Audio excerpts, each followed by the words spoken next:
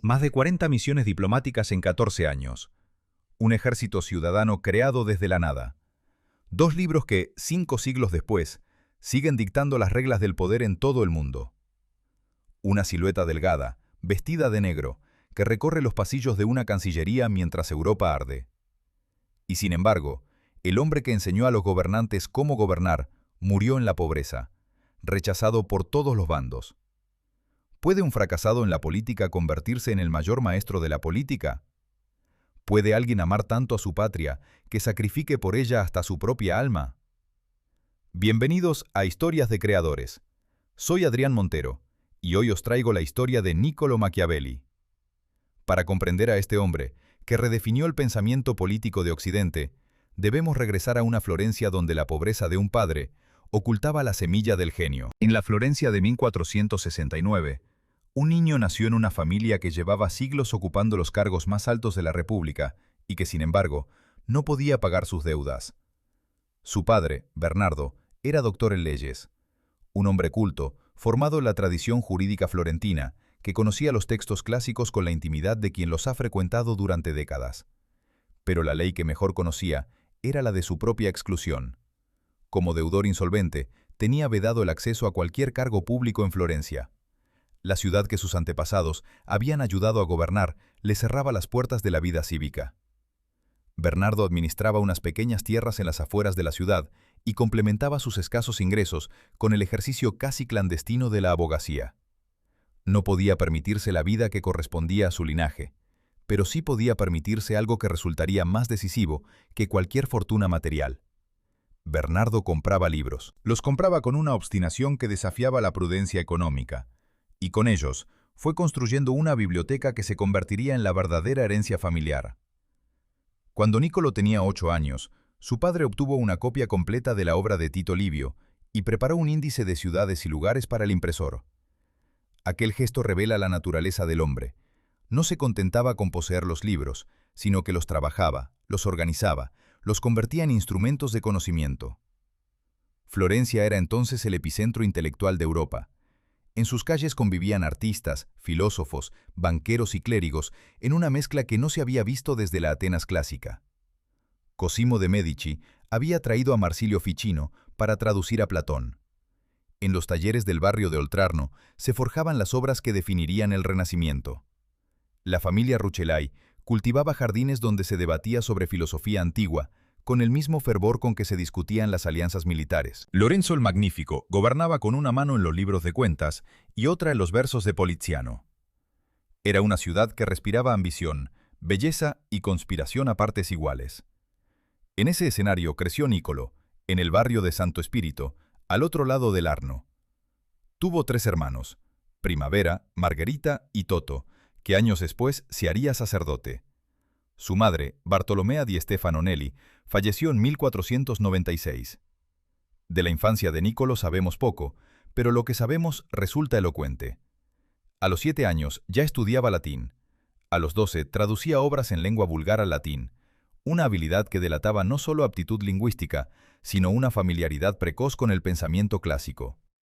Bernardo, pese a sus estrecheces, se aseguró de que su hijo recibiese la educación que a él le habría permitido ocupar el lugar que le correspondía por nacimiento.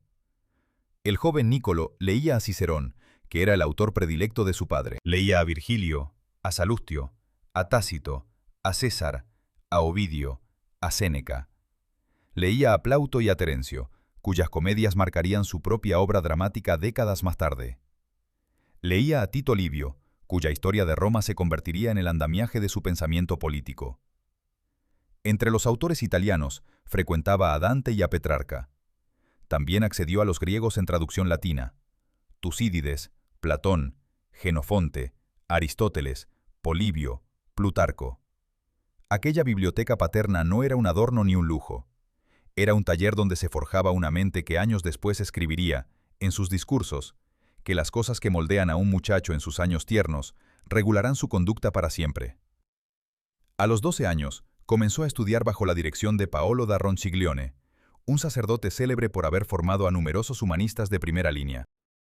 Es posible que más adelante recibiera también la enseñanza de Marcello di Virgilio Adriani, profesor en la Universidad de Florencia y futuro jefe de la Cancillería, bajo cuyas órdenes trabajaría el propio Machiavelli. La educación que recibió fue la típica formación humanista que se esperaba de los funcionarios de la Cancillería florentina: retórica, gramática, historia y una sólida base en las lenguas clásicas. Pero había algo más. En aquella Florencia no bastaba con dominar el latín. Había que saber leer entre líneas, descifrar intenciones, medir el peso exacto de cada palabra en un despacho diplomático. La educación de un canciller era, en el fondo, una educación en el arte de la interpretación. Y entonces llega el silencio. Los diarios de Bernardo se interrumpen en 1487. Niccolò tiene 18 años. Durante la década siguiente, no existe prácticamente ningún registro de sus actividades. Reaparece en 1497, redactando 2 cartas relacionadas con una disputa con la familia Pazzi, y luego vuelve a desvanecerse hasta que, en 1498, emerge de la oscuridad para ocupar uno de los cargos más importantes de la República. Esos 10 años constituyen un vacío que los historiadores no han logrado llenar. No sabemos dónde estuvo, qué hizo, con quién trató, qué leyó, más allá de lo que la biblioteca paterna podía ofrecerle. Lo que sí sabemos es qué ocurrió a su alrededor durante esa década. En 1478, cuando Niccolò tenía 9 años, estalló la conjura de los Pazzi contra los Medici, un intento de asesinato en plena catedral que fracasó y desencadenó una represalia brutal. En 1482, un fraile dominico llamado Girolamo Savonarola comenzó a predicar en Florencia. En 1492 murió Lorenzo el Magnífico y Rodrigo Borgia ascendió al papado como Alejandro VI. En 1494, tras la invasión de Carlos VIII de Francia, los Medici fueron expulsados y Savonarola se convirtió en el árbitro de la vida florentina.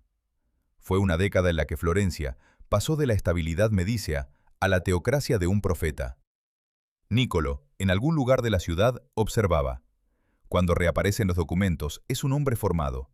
No un joven que tantea el mundo, sino alguien que ha pensado largamente sobre la naturaleza del poder, la fragilidad de las instituciones y la relación entre la palabra y la fuerza.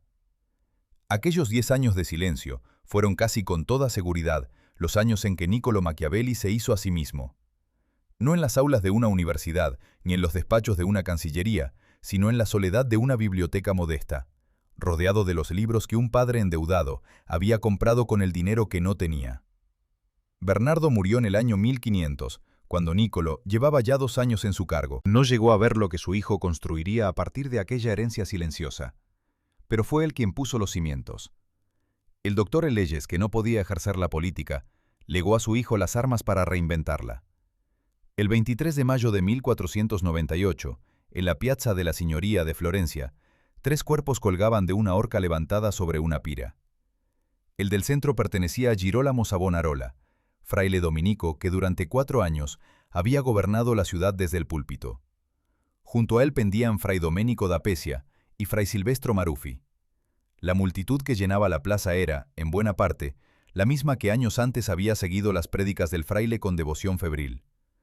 Ahora contemplaba cómo las llamas consumían los cadáveres.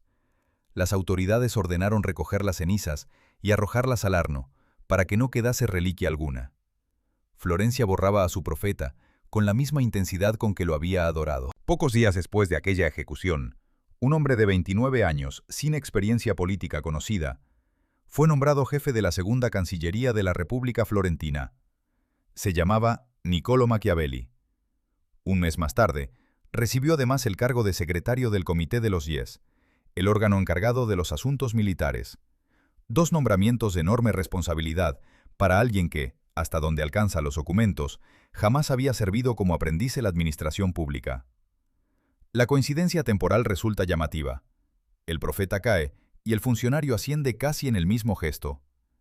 Algo se rompió en Florencia con la muerte de Savonarola, y en esa fractura se abrió un hueco que Machiavelli supo ocupar. Para entender la magnitud de ese hueco, hay que retroceder unos años. Savonarola había llegado a Florencia en 1482, procedente de Ferrara. Era un predicador austero, de voz potente y mirada encendida, que denunciaba la corrupción del clero, la frivolidad de los ricos y la decadencia moral de una ciudad entregada al lujo. Durante sus primeros años en la ciudad, su influencia fue modesta. Predicaba en el convento de San Marco y atraía a un público reducido.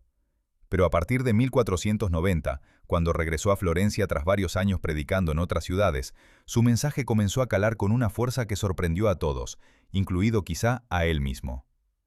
La muerte de Lorenzo el Magnífico en 1492 dejó el gobierno en manos de su hijo Piero, un político mediocre que carecía del talento y la astucia de su padre.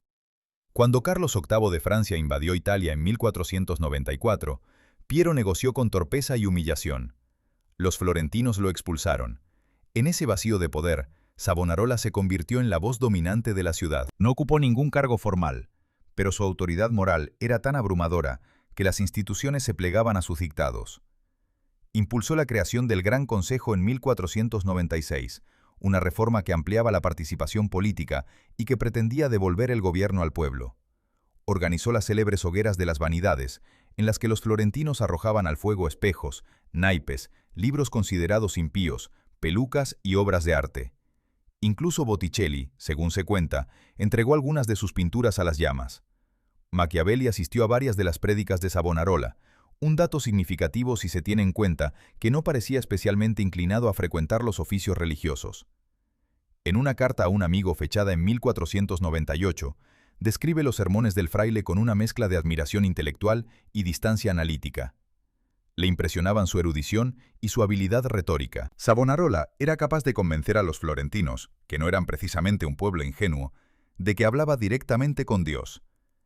Esa capacidad de persuasión fascinaba a Machiavelli, que dedicaría gran parte de su vida a estudiar los mecanismos por los cuales un hombre puede mover las voluntades de miles. Pero la fascinación convivía con la lucidez. Machiavelli observaba que el poder de Savonarola descansaba exclusivamente en la palabra. El fraile no tenía ejército, no controlaba las finanzas, no disponía de alianzas militares. Su única arma era el púlpito. Mientras la fe de sus seguidores se mantuvo firme, esa arma bastó. Pero la fe es volátil. En 1497, el Papa Alejandro VI excomulgó a Savonarola tras una larga disputa en la que el fraile había desafiado abiertamente la autoridad pontificia. La excomunión no fue solo un acto religioso, fue una maniobra política que cortó el suministro de legitimidad del que se nutría el dominio de Savonarola. Sin el respaldo de Roma y sin medios para imponerse por la fuerza, el fraile quedó expuesto. El desenlace fue rápido. Los enemigos de Savonarola dentro de Florencia, que siempre habían existido, pero que habían callado por prudencia, alzaron la voz. Una prueba de fuego, propuesta para demostrar la santidad del fraile, fracasó de forma humillante cuando una tormenta impidió su celebración. La multitud, decepcionada, se volvió contra él. San Marco fue asaltado. Savonarola fue arrestado, sometido a un proceso amañado, torturado para obtener una confesión y finalmente condenado como hereje. En la misma plaza donde había predicado contra la vanidad del mundo, su cuerpo fue destruido. Machiavelli extrajo de este episodio una lección que vertebraría toda su filosofía política. La formuló años después en El Príncipe, con una concisión que se ha vuelto proverbial. «Todos los profetas armados vencieron», escribió, «y los desarmados fracasaron». Savonarola aparece en esa obra como el ejemplo por excelencia del profeta sin armas, el hombre que conquistó el poder mediante la persuasión, pero que no supo conservarlo porque carecía de los medios para obligar a los que dejaban de creer. Junto a él, Machiavelli colocó a Moisés, Ciro, Rómulo y Teseo como ejemplos de profetas armados que supieron respaldar sus visiones con la fuerza necesaria. Sin embargo, la relación de Machiavelli con el legado de Savonarola era más compleja de lo que esa fórmula sugiere. En los discursos sobre Tito Livio, reconoció que Savonarola comprendía lo mismo que Moisés, que era preciso eliminar a los hombres envidiosos que se oponían a sus planes. La diferencia era que Moisés actuó en consecuencia y Savonarola no pudo hacerlo. El fraile entendía la lógica del poder, pero su condición de religioso le impedía aplicarla. Estaba atrapado entre la lucidez del político y las restricciones del predicador. Queda por resolver la cuestión que abre esta historia.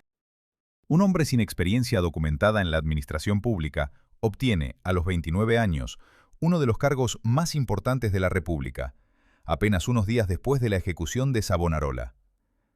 La explicación más plausible reside en el contexto mismo. La caída del fraile dejó a Florencia en una situación delicada. La República necesitaba reconstruir su aparato diplomático y administrativo, con hombres que no estuviesen manchados por la asociación con el régimen anterior. Los seguidores de Savonarola estaban desacreditados. Los partidarios de los Medici eran sospechosos. Se necesitaban figuras nuevas, sin compromisos visibles con ninguna facción. Machiavelli reunía esas condiciones. Había recibido la formación humanista propia de un canciller.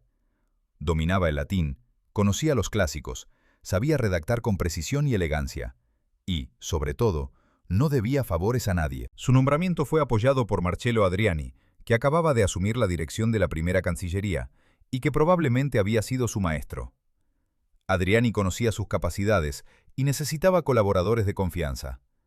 Así comenzó la carrera política de Niccolò Machiavelli, no con un discurso ni con una maniobra, sino con una coyuntura que premiaba exactamente lo que él era: un hombre formado en la soledad, sin vínculos con el poder caído, capaz de observar sin ser observado.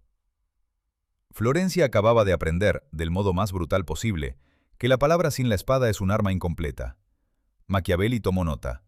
Dedicaría los siguientes 14 años de su vida a intentar que la República no cometiese el mismo error. En algún momento entre 1502 y 1507, Niccolò Machiavelli y Leonardo da Vinci se inclinaron juntos sobre un mapa del río Arno. El proyecto era tan ambicioso como inverosímil: desviar el curso del río para privar de agua a la ciudad de Pisa, que se había rebelado contra Florencia, y al mismo tiempo conectar el Arno con el mar para abrir una ruta comercial directa.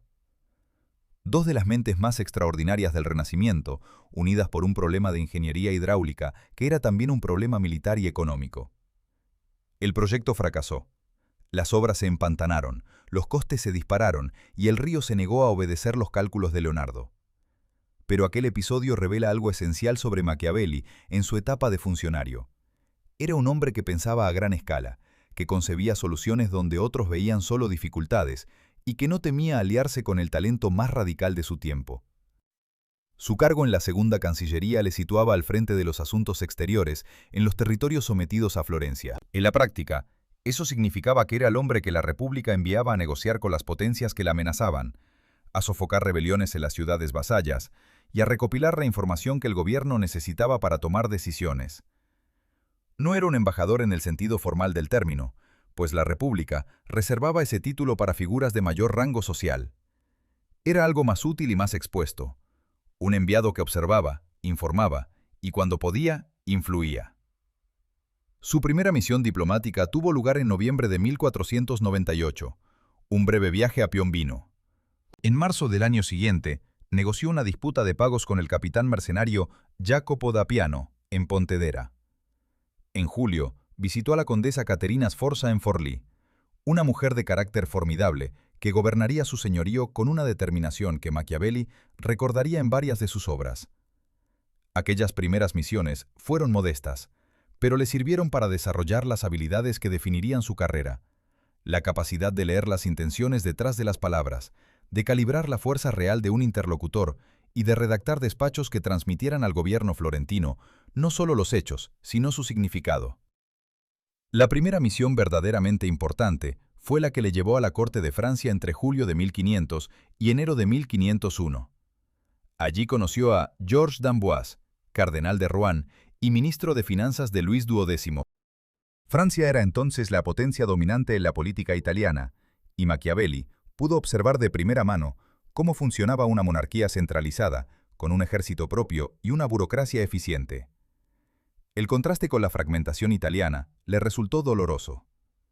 Florencia dependía de alianzas cambiantes y de tropas mercenarias cuya lealtad duraba exactamente lo que duraba el pago. Francia disponía de soldados que luchaban por su rey y por su tierra. Aquella diferencia se grabó en la mente de Machiavelli con la fuerza de una convicción.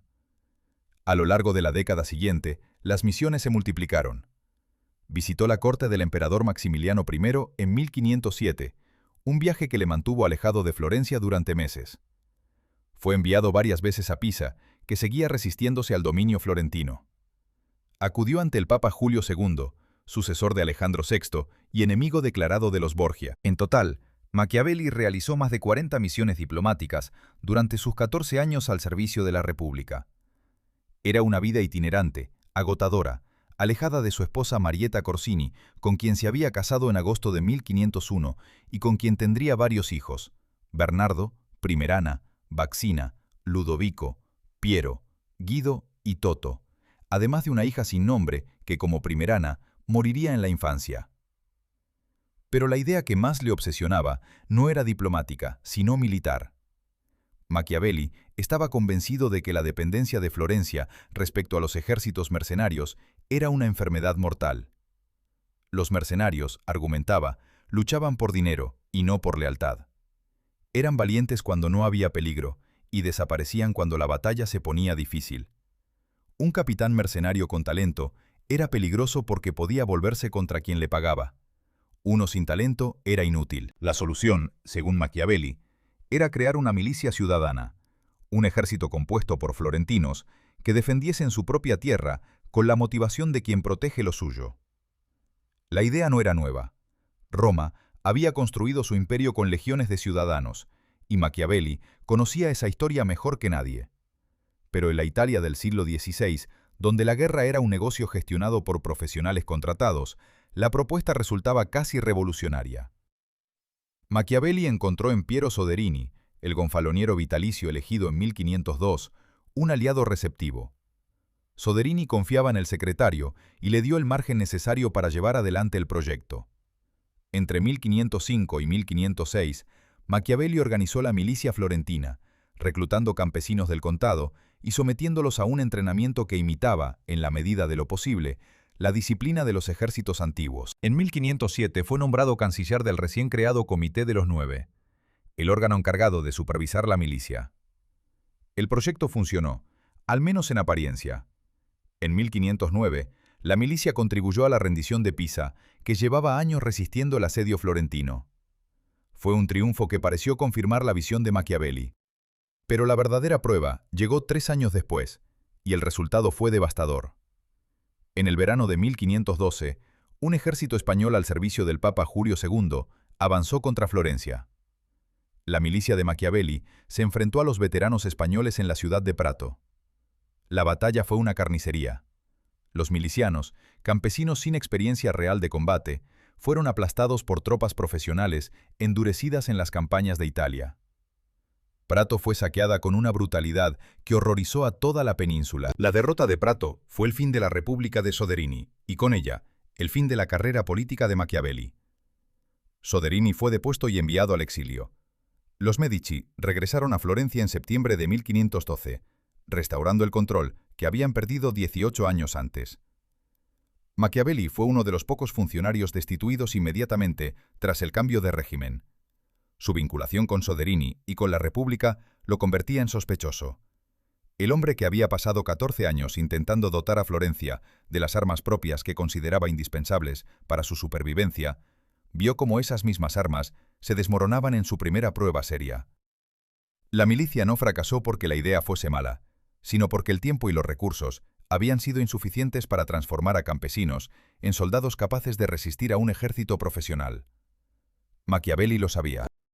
En sus escritos posteriores, insistiría una y otra vez en que la culpa de que los hombres no puedan convertirse en soldados es siempre del príncipe, no de la naturaleza ni del lugar. Había tenido razón en el diagnóstico, había tenido razón en la solución, pero no había tenido tiempo, y en política, como él mismo escribiría, el tiempo es un recurso que no se puede fabricar.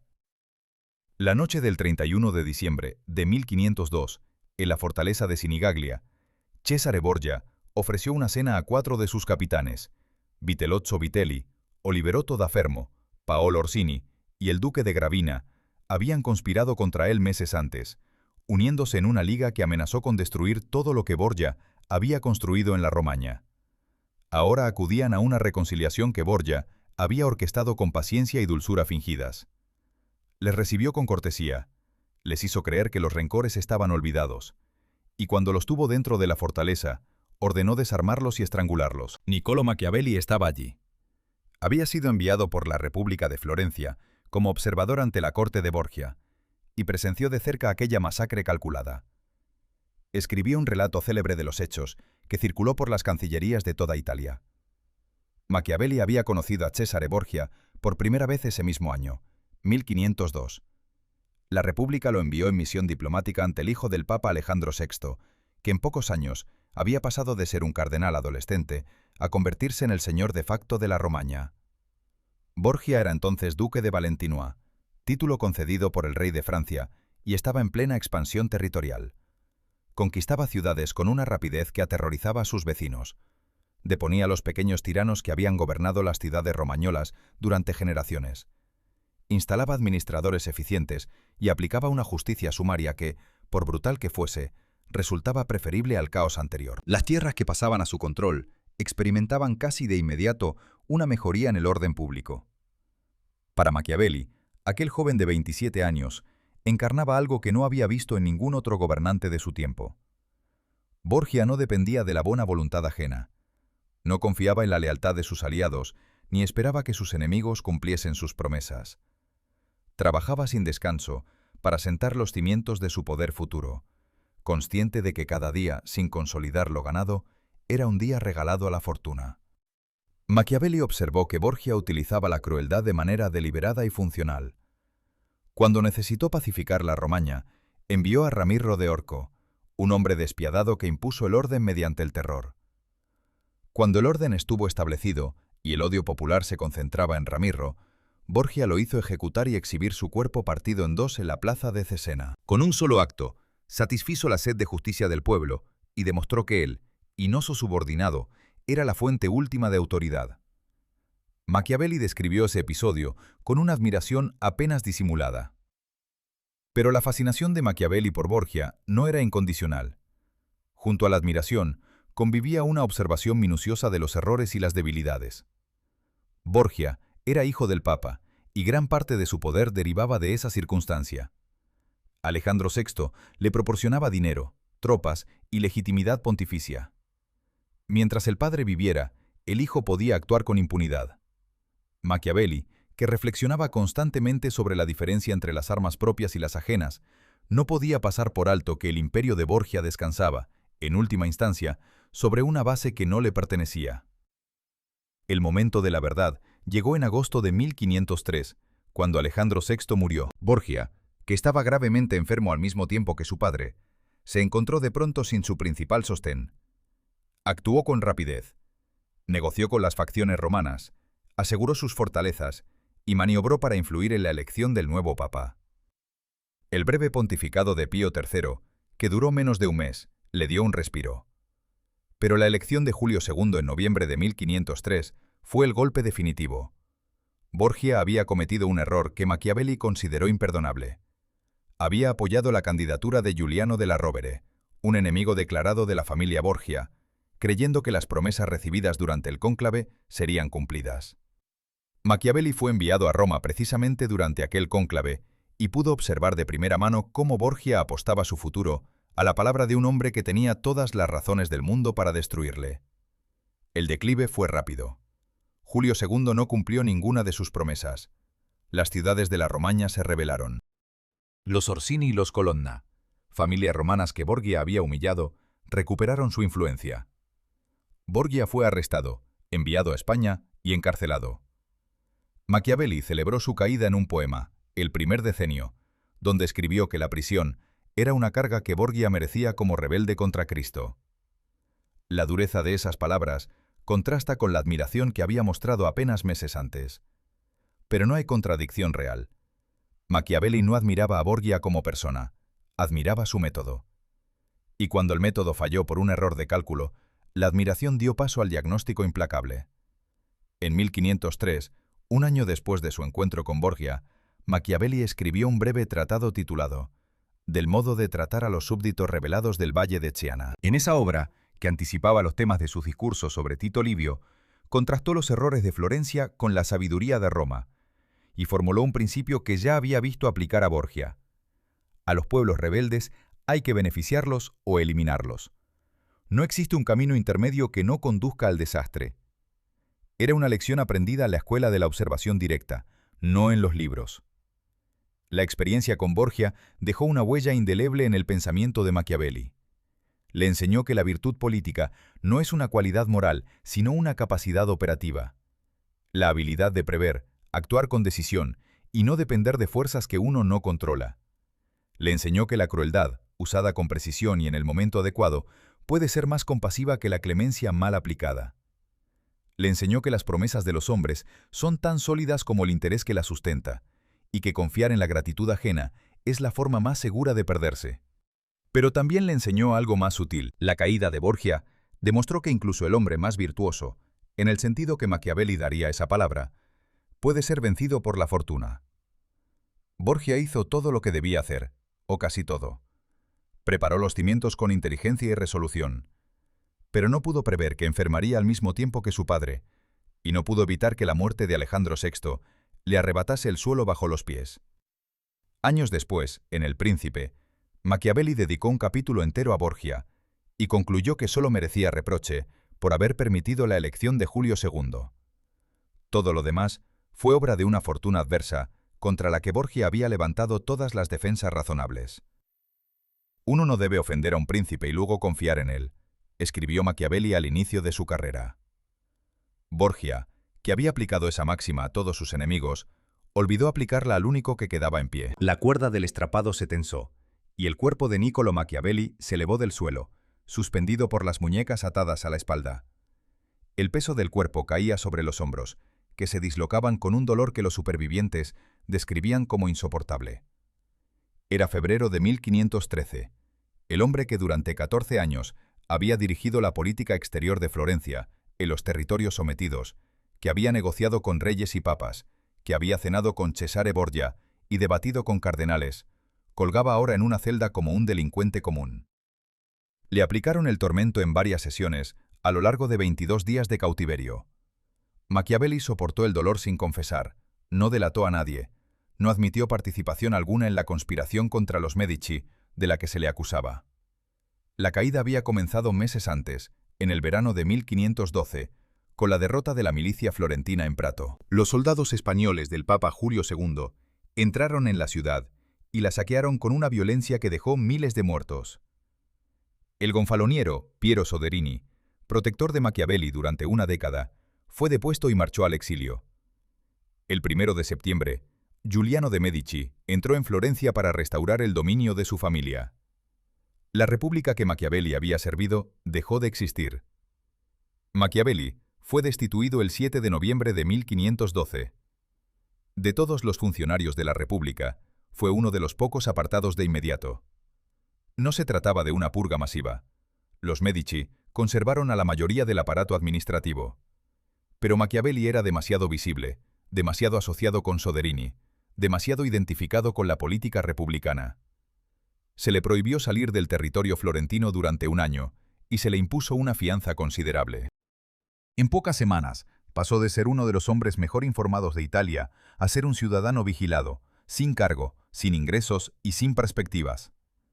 Entonces llegó la acusación de conspiración.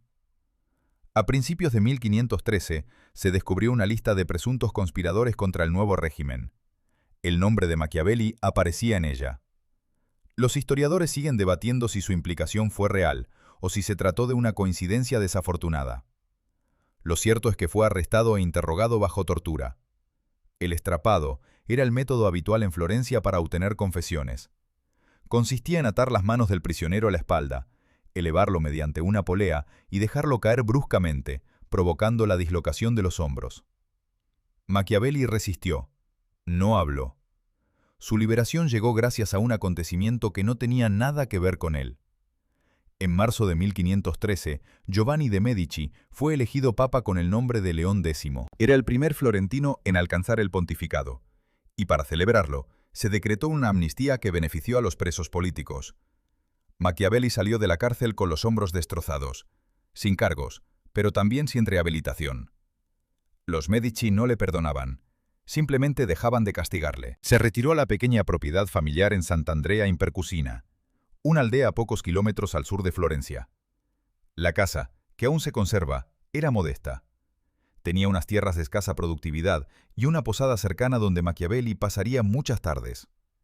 La distancia entre aquella aldea y los salones del poder, donde había vivido durante 14 años, era inmensa, y Machiavelli la sentía como una herida abierta. En la carta dedicatoria de El Príncipe, se quejaría de la malignidad de la fortuna, esa fuerza caprichosa que eleva y destruye sin atender a los méritos. La vida en el exilio adquirió una rutina que él mismo describió en una carta fechada el 10 de diciembre de 1513, dirigida a su amigo Francesco Vettori, embajador florentino en Roma.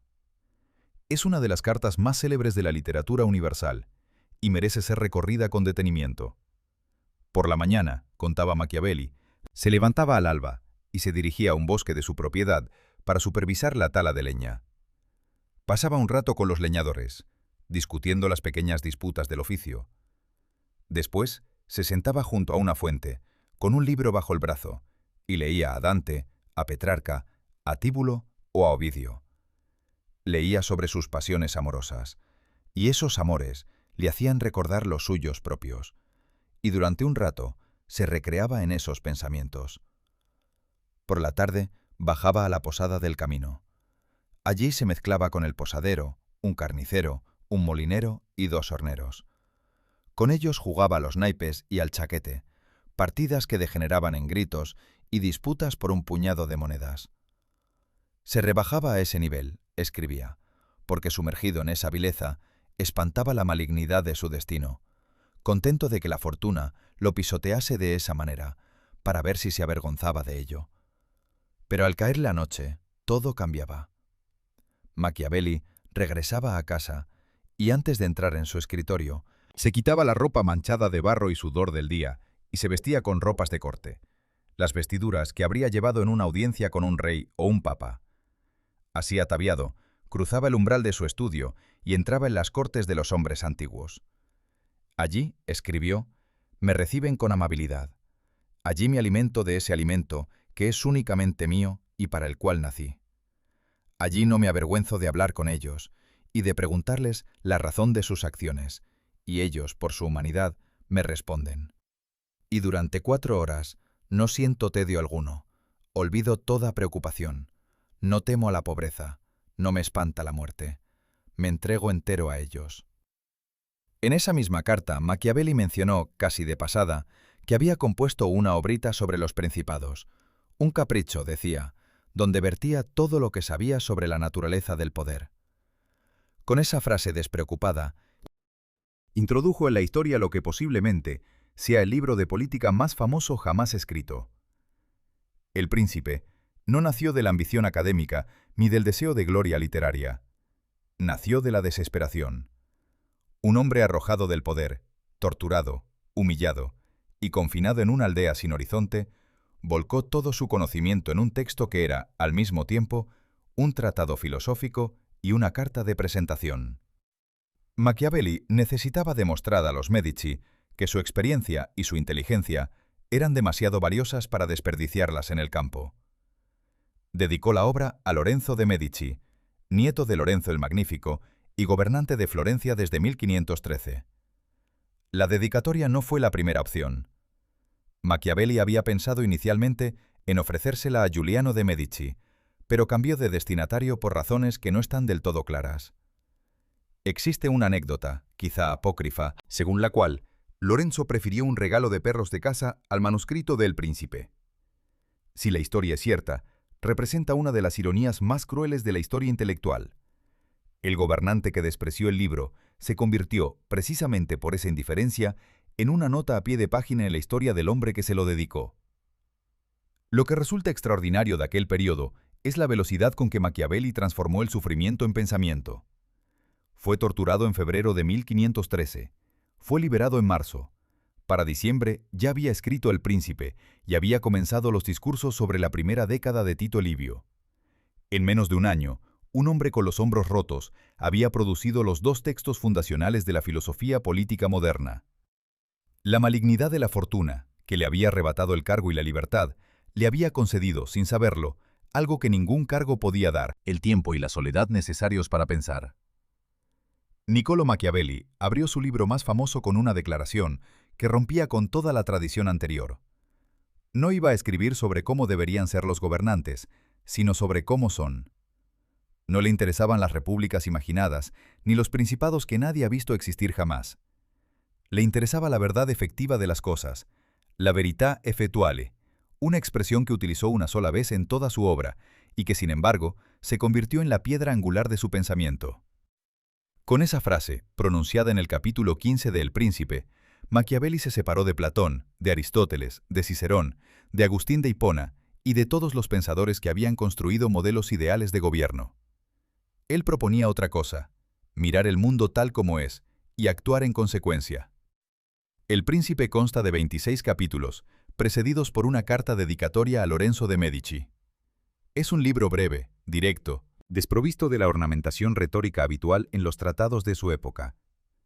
Puede leerse en una tarde, pero su interpretación ha ocupado a los filósofos durante 5 siglos. El propio Machiavelli lo llamó un capricho en su carta a Vettori, pero ese tono desenfadado no debería engañar a nadie. Detrás de la aparente ligereza, hay una arquitectura intelectual rigurosa que avanza con la precisión de un argumento geométrico. El libro pertenece al género conocido como Espejo de Príncipes, una tradición que se remontaba a la Ciropedia de Jenofonte y que atravesaba la Edad Media, con obras que aconsejaban a los gobernantes imitar al príncipe más virtuoso. Pero Machiavelli invirtió la lógica del género. En lugar de proponer un modelo ideal para que el príncipe se mirase en él, propuso que el príncipe se mirase en la realidad. Los espejos anteriores reflejaban lo que el príncipe debía ser. El espejo de Machiavelli reflejaba lo que el príncipe necesitaba ser para sobrevivir. La estructura del libro puede dividirse en 4 secciones. Los primeros 11 capítulos tratan sobre los tipos de principados y cómo se adquieren y conservan. Los capítulos 12 a 14 abordan el arte de la guerra, que Machiavelli consideraba la única disciplina verdaderamente esencial para un gobernante. Los capítulos 15 a 19 constituyen el núcleo filosófico de la obra, donde se redefinen las virtudes clásicas, y los capítulos 20 a 26 tratan sobre el arte del príncipe en un sentido más amplio, culminando en el célebre llamamiento a la liberación de Italia. 2 conceptos vertebran todo el texto. El primero es la virtud, una palabra que Machiavelli tomó del latín virtus, pero que cargó con un significado nuevo. La virtud maquiaveliana no es la virtud cristiana de la bondad ni la virtud aristotélica de la excelencia moral. Es una capacidad operativa. La habilidad de moldear las circunstancias, de actuar con decisión, de adaptarse a los cambios y de no depender de fuerzas que uno no controla.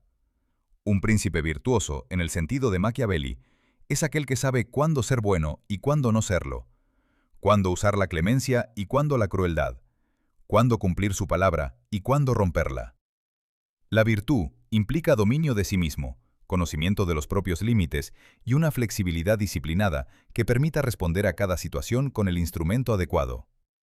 El segundo concepto es la fortuna, esa fuerza ciega que Machiavelli comparó con un río torrencial que, cuando se desborda, arrasa llanuras y arranca árboles.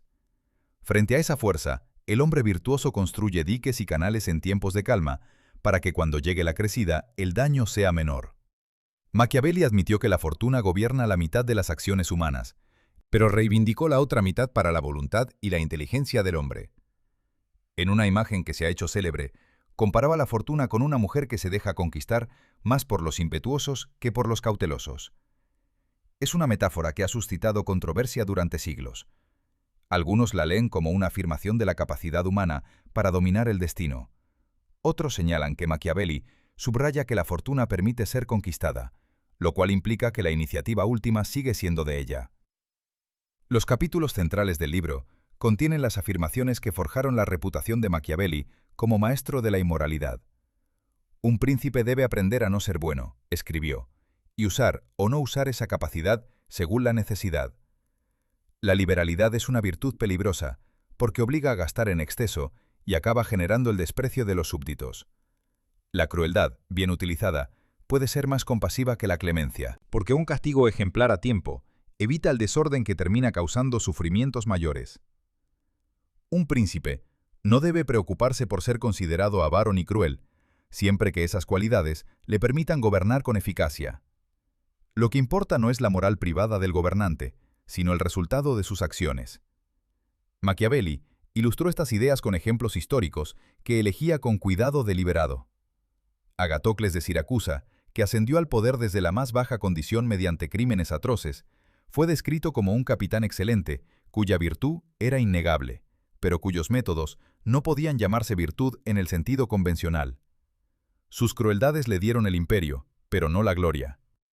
Aníbal, por su crueldad inhumana, mantuvo unido a un ejército multinacional sin que se produjera jamás una rebelión contra él, algo que Machiavelli consideraba digno de admiración.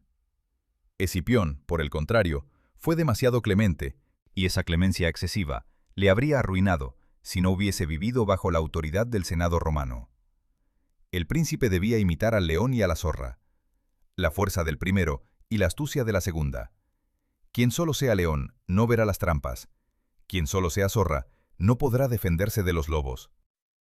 Pero el capítulo final del libro introdujo una nota discordante con el tono analítico que lo precedía. En el capítulo 26, Machiavelli abandonó la frialdad del teórico y escribió una exhortación apasionada a liberar Italia de los bárbaros, refiriéndose a Francia y España, que habían convertido la península en su campo de batalla.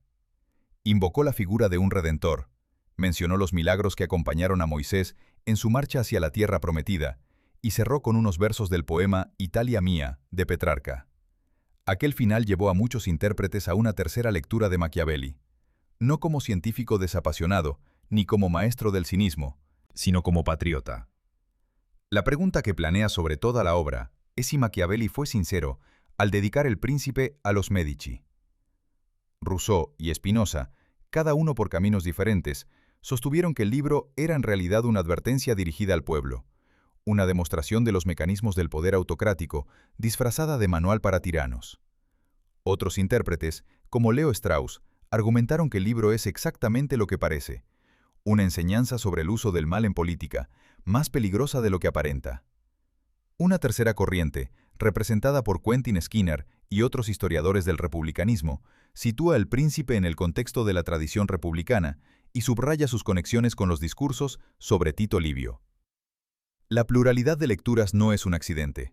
Machiavelli, que enseñó que las apariencias pueden manipularse, escribió un libro que practica lo que predica. Cada lector encuentra en él un espejo diferente, y esa multiplicidad de reflejos es, quizá, la prueba definitiva de su genio. Niccolò Machiavelli sostuvo, en las primeras páginas de sus Discursos sobre la primera década de Tito Livio, una idea que habría escandalizado a la mayoría de los historiadores antiguos y modernos.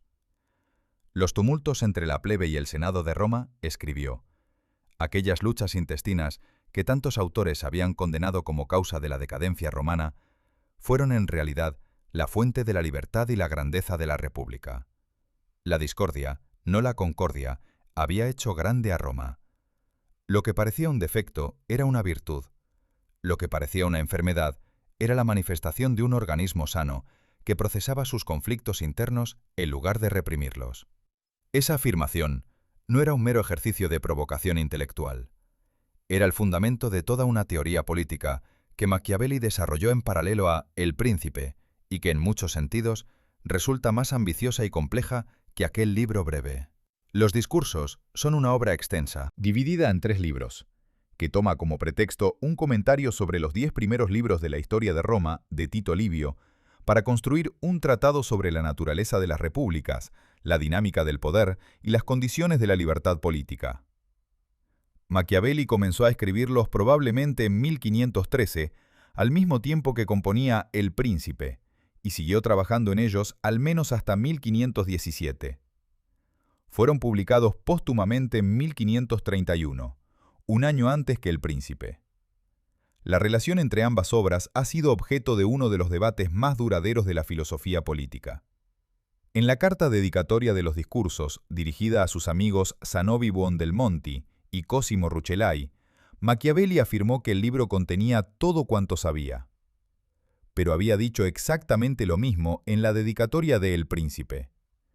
Si ambas afirmaciones son ciertas, las dos obras deberían contener la misma enseñanza. Sin embargo, El Príncipe parece defender la autocracia, mientras que los discursos defienden la república. El Príncipe aconseja al gobernante individual. Los discursos reflexionan sobre las virtudes del gobierno colectivo. El Príncipe es breve, directo y aparentemente cínico. Los discursos son largos, sinuosos y aparentemente idealistas. Machiavelli era consciente de esa tensión. En los propios discursos, ofreció una pista que muchos intérpretes consideran clave. Para fundar o reformar una república, escribió, es necesario estar solo.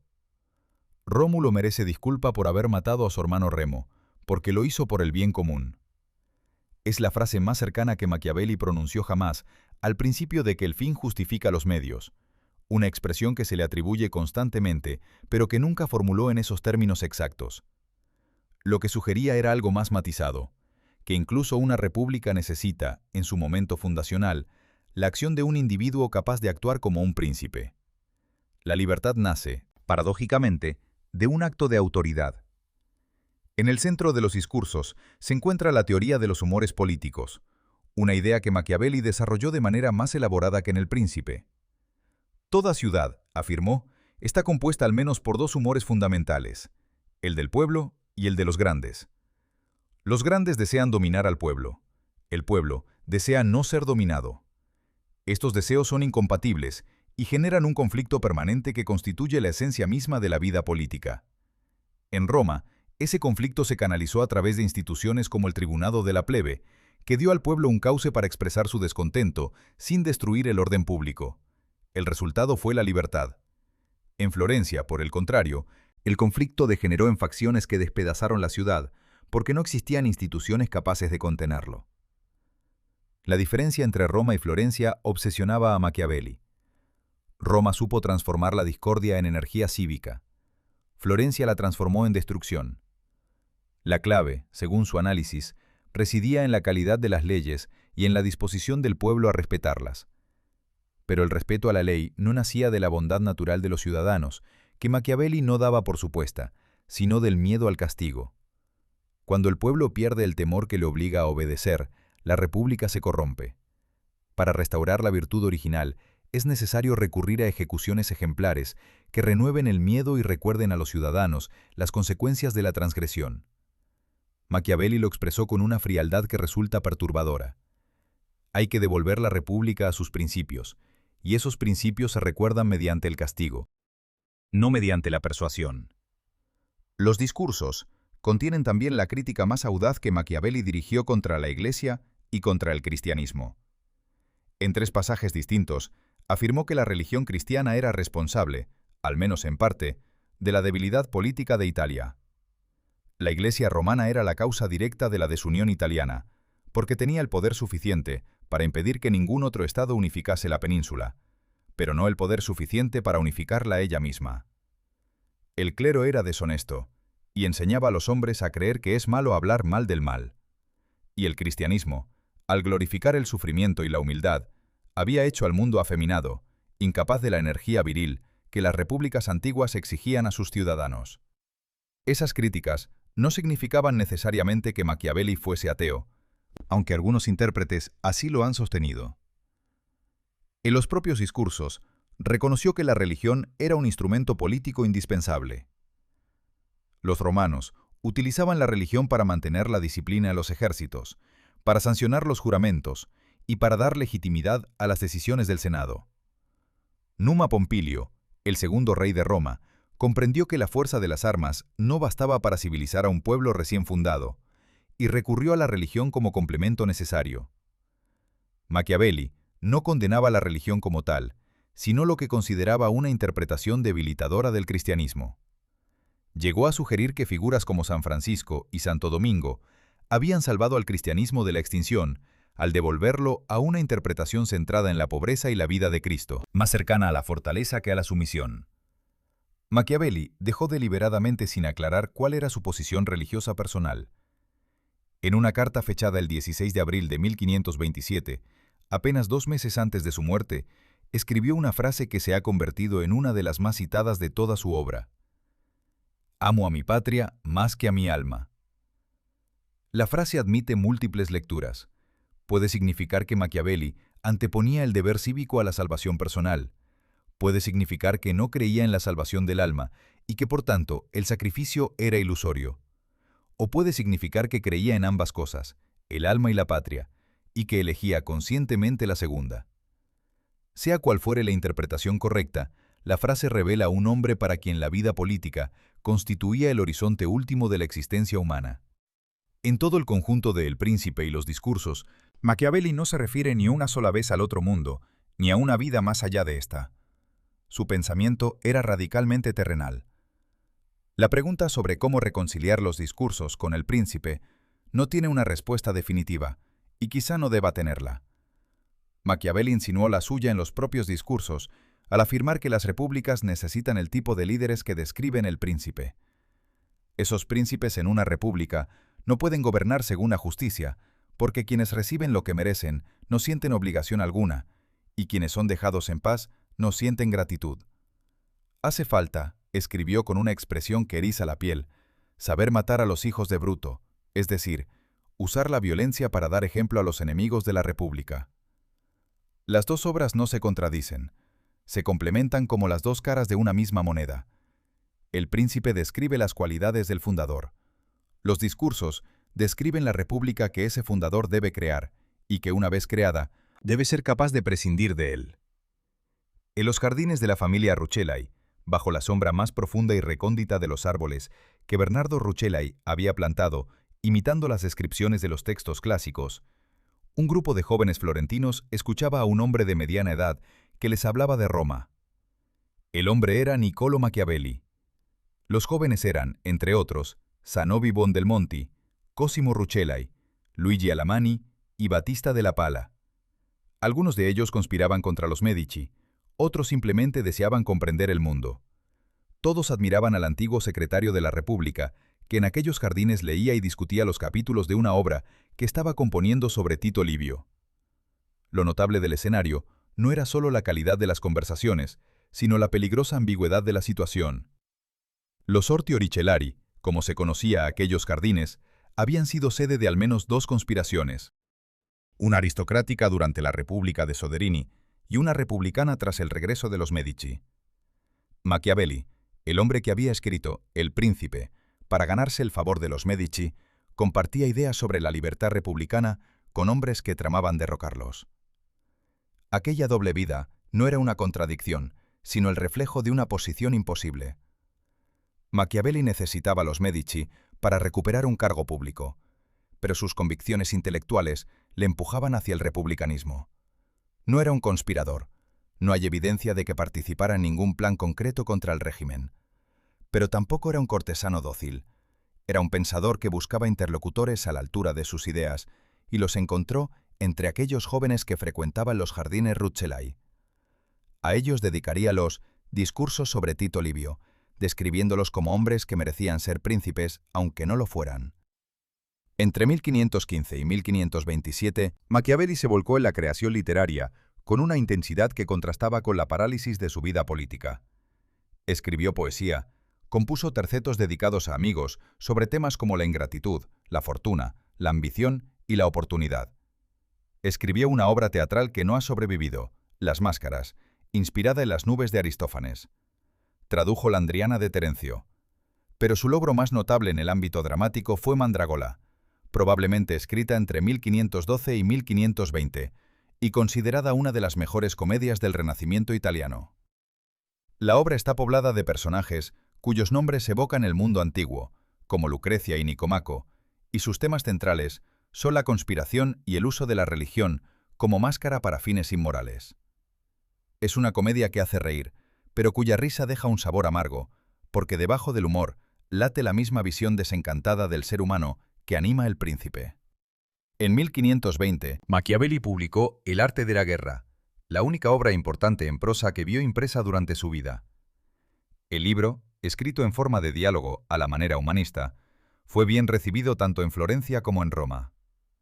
La acción transcurre precisamente en los jardines Rucellai, y uno de los interlocutores es Cosimo Rucellai, el joven amigo al que también dedicó los discursos.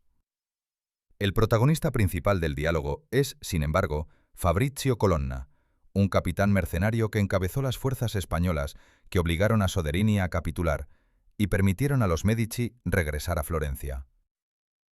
Que Machiavelli pusiera sus ideas sobre la milicia ciudadana en boca del hombre que había destruido esa misma milicia en Prato, constituye una de las ironías más elaboradas de toda su obra. Algo debió de cambiar en la percepción que los Medici tenían de Machiavelli, porque en 1520 recibió su primer encargo oficial en 8 años. El cardenal Giulio de Medici le envió a Lucca para resolver un caso de bancarrota. Era una misión menor, casi humillante para alguien de su experiencia, pero Machiavelli la aprovechó para escribir un estudio sobre el gobierno de Lucca y para componer La vida de Castruccio Castracani, una biografía novelada del caudillo medieval que había gobernado la ciudad. La obra es significativa porque Machiavelli alteró deliberadamente los hechos históricos de la vida de Castruccio, añadiendo detalles ficticios e incorporando dichos y sentencias tomados casi íntegramente de las vidas de Diógenes Laercio. Era una biografía que funcionaba más como modelo que como crónica, en la tradición de la Ciropedia de Genofonte. No importaba tanto lo que Castruccio había sido, como lo que su historia podía enseñar. El cardenal Giulio quedó impresionado. En noviembre de 1520, Machiavelli fue nombrado historiador oficial de la República con un salario de 57 florines de oro anuales, que más tarde se aumentaría a 100. El cargo había sido facilitado por amigos como Francesco Guicciardini, el gran historiador y jurista que sería uno de los interlocutores intelectuales más importantes de Machiavelli en sus últimos años, y por Lorenzo di Filippo Strozzi, al que Machiavelli dedicaría El arte de la guerra. Paralelamente, el Papa León X le encargó un discurso sobre la organización del gobierno de Florencia. Machiavelli respondió con una audacia que rayaba en la temeridad. Criticó tanto el régimen de los Medici como la república que él mismo había servido, y aconsejó al Papa que restaurase la república, sustituyendo la mezcla inestable de principado y gobierno popular que entonces imperaba. Pero la tarea principal de aquellos años fue la redacción de las historias florentinas, la obra que el cardenal Giulio había encargado. Machiavelli se enfrentaba a un dilema que él mismo reconoció: ¿cómo escribir la verdad sobre el ascenso de los Medici sin ofender a su mecenas, que era un Medici? La solución que encontró fue sutil. Organizó la obra en 8 libros, que cubrían desde el declive del Imperio Romano hasta la muerte de Lorenzo el Magnífico en 1492.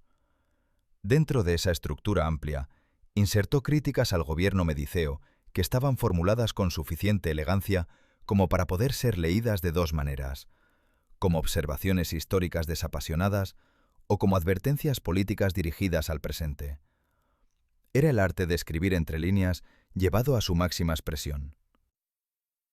En mayo de 1521, Machiavelli fue enviado durante 2 semanas al capítulo franciscano en Carpi, una misión tan menor que él mismo bromeó sobre ella. Escribió a Guicciardini, contándole las pequeñas intrigas del convento, con una mezcla de humor y resignación. Aquella correspondencia entre los 2 amigos revela a un Machiavelli que, pese a la amargura del exilio y la frustración de los encargos menores, no había perdido ni su agudeza ni su capacidad de reírse de sí mismo. Guicciardini le respondía con la misma franqueza, y entre ambos se tejió un diálogo intelectual que complementaba, en el terreno privado, lo que Machiavelli desarrollaba en sus obras públicas. La cuestión de fondo seguía sin resolverse. Machiavelli escribía para los Medici, recibía encargos de los Medici, dedicaba obras a los Medici, pero su pensamiento más profundo, el que volcaba en los discursos y compartía con los jóvenes de los jardines Rucellai, apuntaba en una dirección opuesta. No era un traidor ni un hipócrita. Era un hombre que entendía, mejor que nadie en su tiempo, que la política exige adaptarse a las circunstancias sin perder de vista los principios. Escribió para los poderosos porque necesitaba comer y porque necesitaba que alguien le escuchase. Pero su verdadera audiencia eran los lectores futuros, aquellos que leerían sus obras cuando los Medici ya no estuvieran y cuando las ideas que contenían pudieran juzgarse por su valor y no por su conveniencia. Machiavelli no escribía para su tiempo, escribía para todos los tiempos que vendrían después. En junio de 1525, Niccolò Machiavelli entregó al Papa Clemente VII un manuscrito de 8 libros encuadernados con esmero. Eran las historias florentinas, la obra que el pontífice le había encargado 5 años antes, cuando aún era el cardenal Giulio de Medici. Machiavelli recibió a cambio 120 ducados, una suma generosa para un historiador, pero modesta si se consideraba el alcance de lo que había escrito.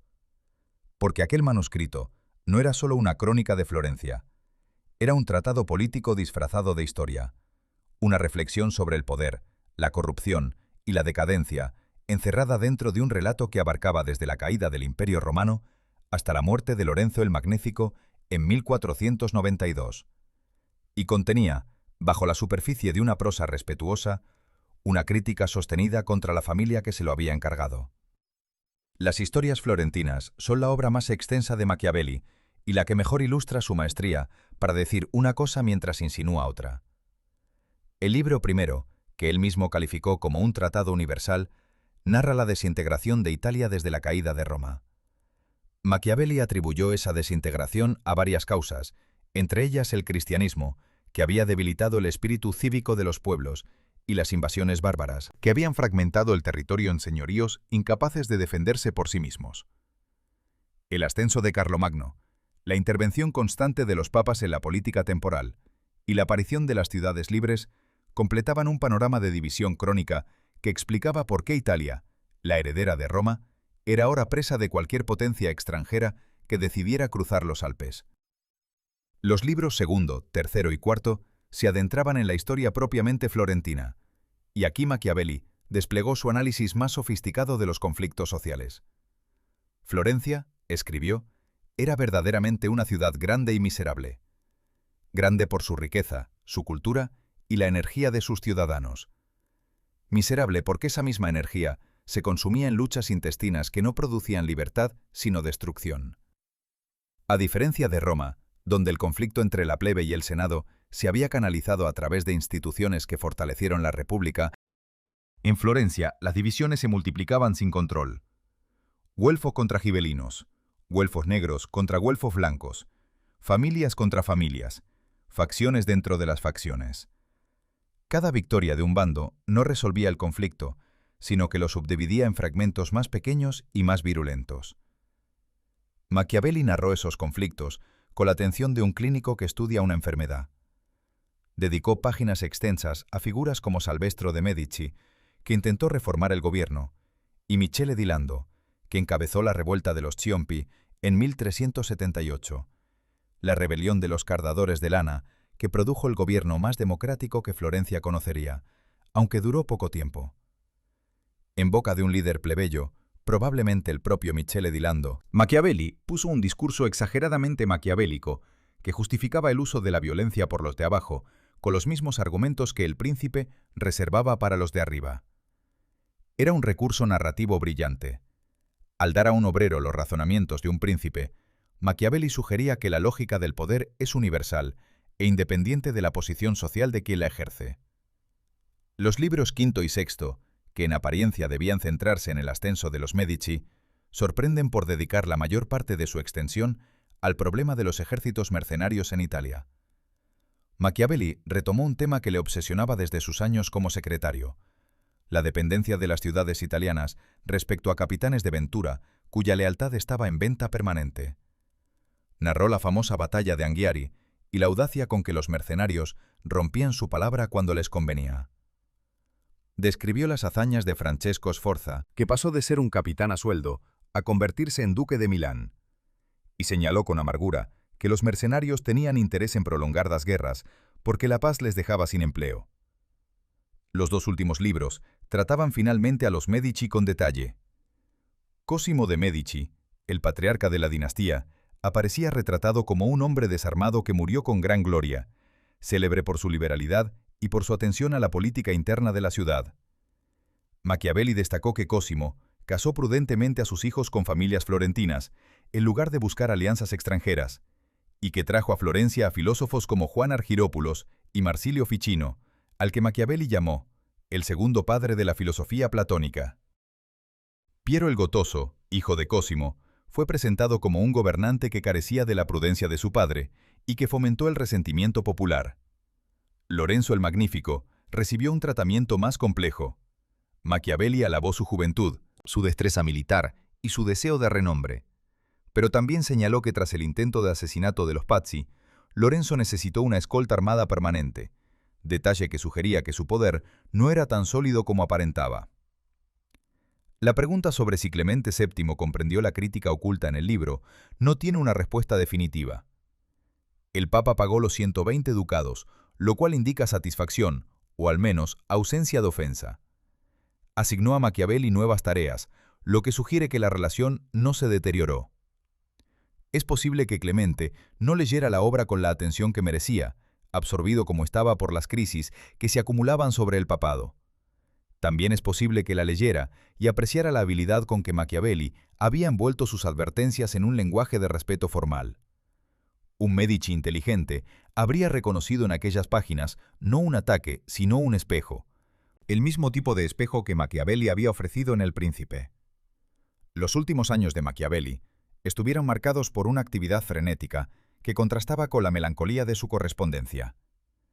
En abril de 1526 fue nombrado canciller de los procuradores de murallas, un cargo que le encomendaba la supervisión de las fortificaciones de Florencia.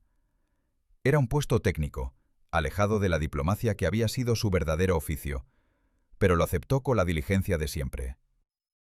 El Papa Clemente había formado la Liga Santa de Cognac contra el emperador Carlos V, y Machiavelli se unió al ejército para acompañar a su amigo Francesco Guicciardini, que actuaba como lugarteniente del Papa. Juntos recorrieron los campos de una guerra que terminaría de la peor manera posible. En mayo de 1527, las tropas imperiales de Carlos V saquearon Roma con una ferocidad que no se veía desde las invasiones bárbaras. El saqueo de Roma fue el acontecimiento más traumático de la Italia del siglo XVI y marcó el fin de una época. Clemente VII quedó atrapado en el castillo de Sant'Angelo, mientras los soldados alemanes y españoles devastaban la ciudad durante semanas. En Florencia, la noticia del desastre provocó la caída inmediata de los Medici. El pueblo se levantó y restauró la República. Machiavelli, que había esperado aquel momento durante 15 años, creyó que por fin podría recuperar su antiguo puesto en la Cancillería. Pero la República restaurada lo rechazó. Los pocos favores que los Medici le habían concedido durante la última década bastaron para que los republicanos lo mirasen con desconfianza. El hombre que había servido a la República anterior, que había sido torturado por conspirar contra los Medici y que había dedicado su vida intelectual a defender los principios republicanos, fue considerado demasiado cercano al régimen caído. Fue una ironía cruel, la última de una vida pródiga en ellas. Negado el cargo, Machiavelli cayó enfermo. Murió el 21 de junio de 1527, apenas un mes después de haber sido rechazado por la República que amaba. Pocos años después de la muerte de Niccolò Machiavelli, dos impresores publicaron las obras que harían inmortal su nombre. En 1531, en Roma, Antonio Blado sacó a la luz los Discursos sobre la primera década de Tito Livio. Al año siguiente, en 1532, Bernardo Yunta imprimió en Florencia El Príncipe. Ambas ediciones llevaban privilegio papal, lo que significaba que la Iglesia autorizaba su difusión. Unas décadas más tarde, esa misma Iglesia incluiría todas las obras de Machiavelli en el índice de libros prohibidos. El hombre que había enseñado a los príncipes a aparentar virtudes que no poseían, sufrió en su legado la misma volubilidad que había diagnosticado en la fortuna. Primero fue aprobado, luego condenado, y durante siglos su nombre se convirtió en sinónimo de todo lo que la moral cristiana consideraba execrable. Su cuerpo fue enterrado en la Basílica de la Santa Cruz de Florencia, el mismo templo donde reposan Miguel Ángel y Galileo. En su tumba se grabó más tarde una inscripción que reza: Tanto nomini nullum par elogium. Ningún elogio es digno de tan gran nombre. El epitafio es póstumo y tardío, pero captura algo cierto: la desproporción entre la modestia de la vida de Machiavelli y la enormidad de su influencia. Esa influencia comenzó a hacerse visible casi inmediatamente después de la publicación de sus obras. El Príncipe fue leído con avidez en todas las cortes de Europa, pero no fue leído como Machiavelli probablemente habría deseado. La lectura predominante fue la que veía en el libro un manual de tiranía, una guía para gobernantes sin escrúpulos que enseñaba a mentir, a traicionar y a usar la crueldad como instrumento de gobierno. El término maquiavélico entró en las lenguas europeas con una connotación exclusivamente negativa. En Inglaterra, el dramaturgo Christopher Marlowe convirtió a Machiavelli en un personaje teatral que proclamaba con descaro su desprecio por la religión y la moral. En Francia, el nombre de Machiavelli se asoció a Catalina de Medici y a las guerras de religión. El cardenal inglés Reginald Pole lo llamó un escrito del dedo de Satanás. Pero junto a esa corriente de condena, existió siempre otra de admiración más o menos secreta. Francis Bacon, uno de los fundadores del empirismo moderno, elogió a Machiavelli por describir lo que los hombres hacen y no lo que deberían hacer. Spinoza y Rousseau, por caminos diferentes, intuyeron que El Príncipe contenía una enseñanza republicana, oculta bajo la superficie autocrática. Para Spinoza, Machiavelli era un amante de la libertad que había disfrazado sus verdaderas intenciones. Para Rousseau, El Príncipe era el libro de los republicanos, una demostración irónica de los mecanismos del despotismo, destinada a alertar al pueblo. La lista de pensadores que reconocieron su deuda con Machiavelli abarca prácticamente toda la historia de la filosofía política moderna. Hobbes construyó su teoría del Estado sobre una concepción de la naturaleza humana que debe mucho a la antropología maquiaveliana. Locke, aunque se distanció explícitamente de Machiavelli, compartía su preocupación por fundamentar la política en la observación empírica y no en la especulación teológica. Montesquieu tomó de los discursos la idea de que las instituciones republicanas funcionan mejor cuando canaliza los conflictos sociales en lugar de reprimirlos. Hume y Adam Smith incorporaron su realismo político a la teoría económica. Los padres fundadores de la República Norteamericana, especialmente John Adams y Alexander Hamilton, leyeron los discursos con atención y aplicaron sus lecciones sobre la separación de poderes y el equilibrio entre las facciones. En el siglo XIX, la influencia de Machiavelli adquirió nuevas dimensiones. Hegel lo consideró un visionario que había comprendido la necesidad histórica del Estado nacional. Marx y sus seguidores vieron en él un precursor del análisis materialista del poder, un pensador que había desnudado las relaciones de dominación, quitándoles el velo de la moral y la religión. Nietzsche admiró su prosa italiana, que describió como vibrante y casi galopante, y reconoció en Machiavelli a un espíritu afín, un pensador capaz de mirar al abismo sin apartar la vista. En el siglo XX, las interpretaciones se multiplicaron hasta formar un laberinto. Leo Strauss argumentó que Machiavelli era un maestro del mal, que había socavado deliberadamente los fundamentos de la filosofía política clásica y de la religión cristiana. Isaiah Berlin sostuvo que Machiavelli no era inmoral, sino que había descubierto la existencia de dos sistemas morales incompatibles: la moral cristiana de la salvación individual y la moral pagana de la grandeza cívica. Benedetto Croce lo interpretó como un científico de la política que había separado la esfera del poder de la esfera de la ética, sin emitir juicios de valor sobre ninguna de las dos. Quentin Skinner y J.G.A. Pocock lo situaron en la tradición del republicanismo clásico, conectando su pensamiento con Aristóteles, con las ciudades-estado medievales y con la fundación de las repúblicas modernas. Claude Lefort, desde una perspectiva heredera de Hegel, leyó en Machiavelli una comprensión dialéctica del conflicto político que anticipaba el pensamiento democrático contemporáneo. Más recientemente, Erika Benner ha propuesto que El Príncipe es una obra profundamente irónica, en la que Machiavelli presenta una enseñanza moral escandalosa, precisamente para subvertirla. Según esta lectura, las recomendaciones de crueldad y engaño no son sinceras, sino que constituyen un espejo invertido que obliga al lector a reflexionar sobre los verdaderos costes de la tiranía. Si esta interpretación es correcta, Machiavelli no sería el maestro del cinismo que la tradición ha consagrado, sino un moralista disfrazado de cínico, un hombre que usó la máscara para revelar lo que la máscara oculta. Lo que resulta indiscutible es que ningún filósofo desde la antigüedad, con la posible excepción de Kant, ha influido tan profundamente en sus sucesores. La originalidad de Machiavelli no reside en una idea concreta, sino en un método. La decisión de observar la política tal como es, con todas sus contradicciones y su brutalidad, y de extraer de esa observación principios útiles para la acción. Antes de él, la filosofía política aspiraba a definir el gobierno justo. Después de él, la filosofía política tuvo que aceptar que la justicia y el poder no siempre caminan juntos, y que comprender esa separación es el primer paso para cualquier intento de reunirlos.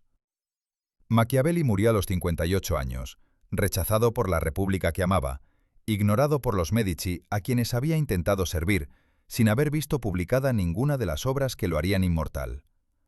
La fortuna, esa fuerza que él comparó con un río desbordado, le negó en vida lo que le concedió después de muerto. Pero quizá esa ironía final habría sido de su agrado. Él, que enseñó que la gloria depende de cómo te ven los demás, y no de cómo te ves a ti mismo, construyó una gloria que solo pudo apreciarse cuando ya no estaba para disfrutarla. En su última carta conocida, escrita apenas 2 meses antes de morir, dejó la frase que mejor lo define. Amo a mi patria más que a mi alma. No dijo más que a mi vida. Dijo más que a mi alma. Era la confesión de un hombre para quien el mundo terrenal era el único mundo que importaba, y para quien servir a ese mundo era la única forma de trascendencia que merecía la pena perseguir. Eso ha sido todo por hoy. Soy Adrián Montero, y espero que esta historia os haya acompañado como a mí me acompañó mientras la preparaba. Si os ha gustado, dejad un like y suscribíos al canal para no perderos las próximas entregas de Historias de Creadores.